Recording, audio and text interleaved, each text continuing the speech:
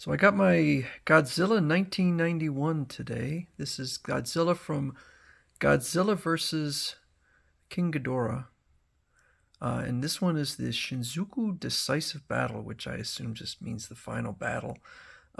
This was, uh, well, let me start by saying Godzilla is barely in the film. He's only in there at the very end to face off against King Ghidorah and then eventually Mecha King Ghidorah.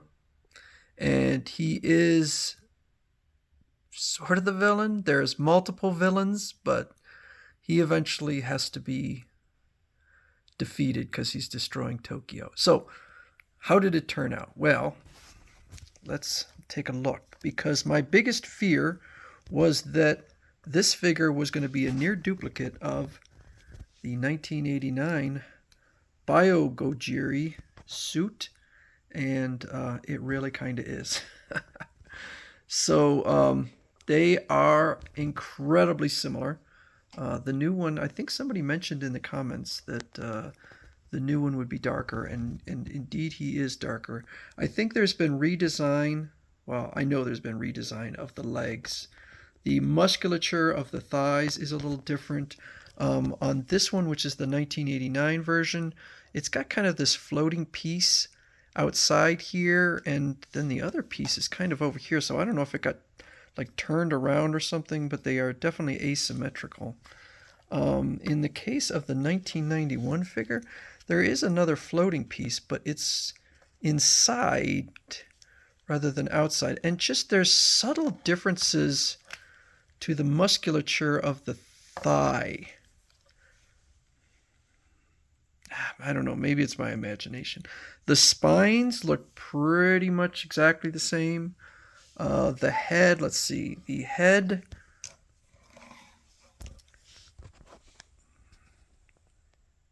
gosh, it is extremely similar.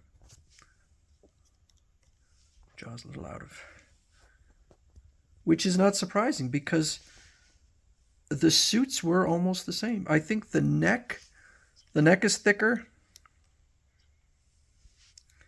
The claws are probably, I think most of this, the claws, the arms, the chest, I don't think they redid them. I think they're just, so it really depends on what you want. If you are a completionist, or if you don't own the 1989 version, because this version is really one of my all-time favorites. I love this. The film itself, I think, has a lot of problems, but one of the problems is not the design of Godzilla or Mecha Godzilla. I'm sorry, King Ghidorah or Mecha King Ghidorah. The kaiju design is absolutely fantastic. But and now, one of the things that I noticed in the pictures was it showed the tail really curled around, and I don't know how they did that because mine does not curl around like that. It might have better articulation. I think they might be going with a different, slightly softer material now. It's hard to say. It's hard for me to say, but I would recommend this figure to someone who doesn't own the 1989 version, or someone with disposable income who wants them all, because they are from different films. I may put it on the shelf and forget which is which. And if you look at photographs, I mean, I guess I just have to remember that the 1991 version is a little bit darker. And that's kind of what sets them apart. Unfortunately, like the Bio-Goji, it's from Godzilla vs. Biollante, and God knows why. It's one of my favorite Godzilla movies, but I haven't seen it in possibly decades because they just don't want to put it out for some reason. I think it's the most inaccessible of all the Godzilla movies. It is the hardest to get. So I don't really have much to say about this figure. It doesn't come with any extras. They rarely do. And It looks great. It's again, the design of Godzilla 1991 and 1989 are two of my favorites, maybe my all-time favorites. But it's pretty much just the 1989 one, almost exactly, except a little darker.